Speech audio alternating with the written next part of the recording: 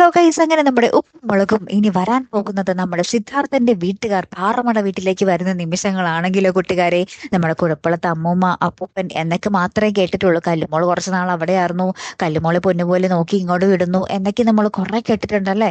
നമ്മുടെ ലച്ചുവിനോട് ഭയങ്കര സ്നേഹമാണെന്നൊക്കെ പറയുന്നുണ്ട്. ലച്ചുവിനും സ്വന്തം അച്ഛനേലും അമ്മനേലും ഇഷ്ടം നമ്മുടെ സിദ്ധുവിന്റെ അച്ഛനെ അമ്മേനാണെന്നൊക്കെ പറയുന്നുണ്ട്.